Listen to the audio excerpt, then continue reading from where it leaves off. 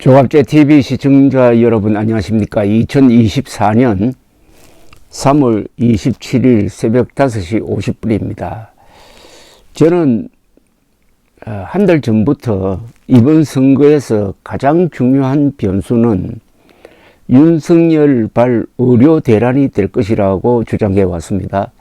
그러나 대부분의 언론은 이종섭 대사 그리고 황상무 전 수석의 발언, 이걸 가지고 이게 최대 변수라고 주장해 왔는데 그게 틀렸다는 것이 증명이 되었습니다. 즉 이종섭 호주 대사가 귀국하고 황상무 전 수석이 그만두었는데도 국민의힘 지지율은 회복이 되지 않고 있습니다. 이러니까 언론이 요사이는 정상적인 사고로 돌아왔는지 최대 변수가 의과대학 정원 문제를 어떻게 해결하느냐는 것이다 라고 이렇게 초점을 맞추고 있고, 비로소 정부 여당도 이제 고민을 하고 있습니다. 자, 이런 가운데 4월 5일 사전투표일을 기준으로 하면은 이제 9일 남았습니다. 이런 데서 전체 판세를 분석하는 보도가 나왔습니다. 동아일보가 오늘 집계한 바에 따르면은 대충 이렇습니다. 국민의힘은 전국 254개 지역구에서 90석에서 98석, 더불어민주당은 131에서 161석에 우세하다. 이런 분석을 하고 있다는 겁니다. 자체 분석입니다. 국민의힘은 최다 98, 더불어민주당은 최다 161석을 기대한다는 겁니다. 최다로 잡을 때 이렇게 되면은 현재의 의석 분포와 비슷합니다. 즉 집권 여당이 아주 역대급의 참패를 한다는 겁니다. 과거 5번 치러진 이 선거에서 집권 여당이 진 것은 가장 최근이 2016년 4월 선거였습니다. 그때 새누리당이 한석 차이로 졌어요. 근데 이게 박근혜 대통령 탄핵으로 직진하게 되었습니다.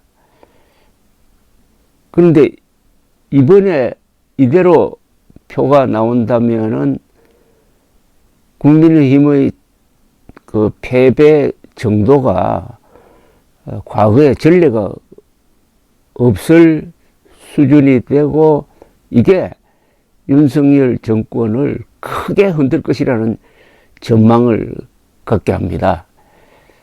집권 여당이 지는 것도 아주 드물지만은 집권 여당이 지금 예상대로 이렇게 크게 진다면은 이건 그 충격파가 더 클 것이라고 생각됩니다. 그게 윤석열 대통령이 총선을 앞두고 던졌던 의과대학 정원인데, 참 우습게도 윤석열 대통령은 대통령으로 나올 때 공약을 한 100개쯤 했습니다. 그 100개 공약 안에는 이 의과대학 정원을 늘린다는 대목이 하나도 없어요. 근데 왜 갑자기? 그건 아마도 총선 내 도움이 되는 방향으로 생각하다가 그렇게 된 것 같은데 완전히 역풍을 맞았다. 이렇게 정리할 수가 있겠습니다. 우선 동아일보가 국민의힘과 더불어민주당의 전국 시도당 및 선거대책위원회 핵심 관계자들을 상대로 취재한 결과입니다. 양당은 확실한 우세 지역을 국민의힘은 90석, 민주당은 131석으로 판단하고 있다고 했습니다. 현재는 110대 대 131. 그 차이는 약 40석입니다. 아주 큽니다. 그리고 각각 오차 범위 내에서 우세를 보이는 경합 지역까지 포함하면 국민의힘은 최다 98, 민주당은 최다 161석이 될 것이다. 이렇게 분석을 했습니다. 국민의힘 지도부는 90석을 우세로 경합지역은 41곳이라고 보고 있고요. 지난주 이종섭 논란 여파 속에서 최저점을 찍은 지지율이 조만간 반등할 것이라는 기대입니다. 기대를 갖고 있다고 동아일보는 보도했습니다. 아직 지지율을 누르고 있는 의과대학 정원 이슈가 변수인데 28일 공식 선거운동 시작일을 기점으로 지지율이 상승세로 전환할 것이다. 그렇게 하도록 목표를 잡고 있다. 이렇게 보도를 했습니다. 국민의힘 장동혁 사무총장은 브리핑에서 본격적인 선거운동을 시작하면서 새롭게 반등할 수 있는 그런 기회로 삼겠다고 했습니다. 당 관계자는 회복 추세가 이어지면 경합지역도 경합 우세로 전환할 수가 있다고 했고요. 그러니까 이게 이제 와서 의과대학 정원 이 파동을 수습하느냐 못하느냐의 운명이 걸렸다는 그런 뜻으로 들립니다. 민주당은 여야 후보가 오차 범위 내 우세한 경합 지역에서 모두 승리를 거둘 경우 전국 의석수가 지역에서 161석까지 늘어날 것으로 보고 있습니다. 수도권에서는 지난 21대 총선에서 확보한 의석 103석입니다. 수준인 98석을 얻을 수 있을 것으로 추정하고 있다는데 역시 이 수도권, 경기, 인천, 서울이 문제입니다. 제가 문제라는 것은 국민의힘 쪽에서 보면 그렇다는 겁니다. 민주당 쪽에서 보면은 뭐 호재죠. 민주당은 2020년 총선에서 서울에서 41석, 경기도에서 51석, 인천에서 11석을 얻었습니다. 수도권을 중심으로 정권 심판론의 분위기가 강하게 불면서 접전이 예상되었던 지역구들도 상승세로 돌아섰다는 것이 민주당의 분석입니다. 다만 커지는 낙관론에 당 핵심 관계자는 확실한 우세 지역은 110석 정도라면서 과반을 장담할 수 없는 상황이라고 우는 소리를 하고 있다는 겁니다. 이렇게 됨으로써 이제 이번 선거의 성격이 조금 두드러지고 있습니다. 이번 선거 분위기가 시작되던 연초만 해도 한동훈 위원장이 등장하면서 종북 운동권 청산이라는 말이 상당히 힘을 얻었고 이재명 대표가 아주 시끄러운 공천을 하면서 특히 종북 세력이 많이 공천되면서 국민들의 여론이 종북 민주파리죠. 민주파리 종북 세력 청산 이쪽으로 기우는 듯 했습니다. 기우는 듯 했어요. 그러다가 2월에 윤석열 대통령이 갑자기 아주 충격적으로 의과대학 신입생 정원을 2,000명 늘린다.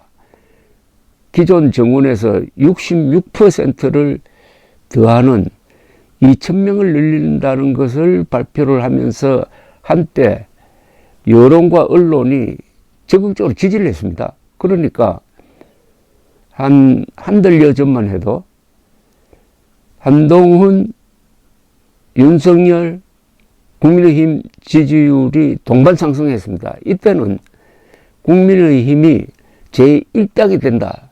문제는 과반수냐 아니냐다. 이렇게 됐던 겁니다. 그러다가 전공의의 직장 이탈, 파업이 아닙니다. 전공의가 지금 하고 있는 것은 파업이 아닙니다.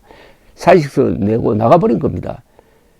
약 10,000명이 이들이 결정적 역할을 했습니다. 이렇게 되니까 의료개혁이 아니라 의료대란으로 성격이 바뀌고 말았습니다. 이때 국민의힘과 한동훈 위원장이 한 달 이상 침묵으로 일관했습니다. 그 참 이상했습니다. 여론과 언론이 적극적으로 지지를 하는데 국민의힘은 입을 닫고 있었어요. 그건 아마도 골수 지지층인 의사들을 자극하지 않겠다는 생각이 있었고, 한편으로는 이게 좀 불안하다 하는 생각을 갖고 있었던 것으로 보입니다. 그러나 방관자적 역할을 함으로써 의료 대란이 커지는 것을 막지 못하게 되고 말았습니다. 지난 주말부터 활발하게 움직이고 있는데, 윤석열 대통령은 어제도 2,000명 정원은 변함이 없다라고 이야기를 하고, 의사들은 그 2,000명 정원 계획을 백지화하지 않으면은 협상 자리에 나가지 않겠다고 하니까 이게 딱 벽에 부딪혔습니다. 그리고 시간은 지금 흘러가고 있습니다. 지금 의사들의 영향이 어느 정도냐 하면은, 의사, 약 14만 되는 의사, 의과대학생들, 그리고 그 가족들, 그리고 의사가 영향을 미칠 수 있는 사람들, 뭐 환자들이겠죠. 하면은 적게 잡아도 100만 표가 달려있다. 100만 표 이상이다. 이렇게 보이는데, 그 핵심은 이 10만이 넘는 의사 집단이 마치 좌파 운동권처럼, 반정부 좌파 운동권처럼 똘똘 뭉쳐가지고 아주 극렬하게 그 영향력을 행사하고 있다는 사실입니다.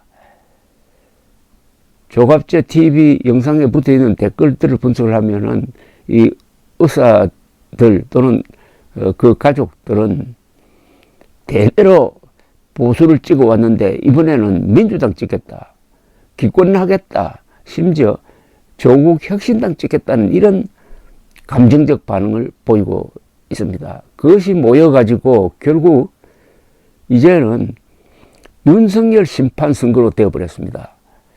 종북 세력 심판은 이미 실패를 했습니다. 민주당 속에 또는 조국 혁신당 속에 상당히 이 좌파 성향이 강한 사람들이 이미 당선권 안에 배치가 되고 있습니다. 그래서 한동훈의 종북 심판은 실패했습니다. 이미 물 건너갔습니다. 그러나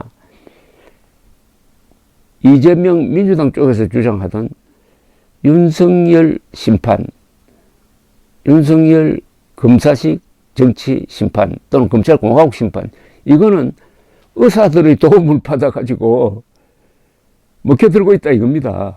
즉 윤석열 대통령이 자신을 그렇게 극진하게 지지했던 의사들을 적으로 돌리는 이 의료 대란을 일으킴으로써 역대급의 내부 총질을 했다는 겁니다. 이게 내부 총질 아니면 뭐겠습니까? 윤석열 대통령은 이준석을 내부 총질자라고 딱 찍어가지고 몰아내도록 했는데, 지나놓고 보니까 윤석열 대통령이야말로 자신의 지지 기반을 하나씩 제거해 가려고 했던 이준석을 몰아냄으로써 젊은 층과 중도층, 이번에는 의사층, 이렇게 차례차례대로 잘라버리는 그런 희한한 마이너스 정치를 했다, 이렇게 평가를 할 수밖에 없습니다. 감사합니다.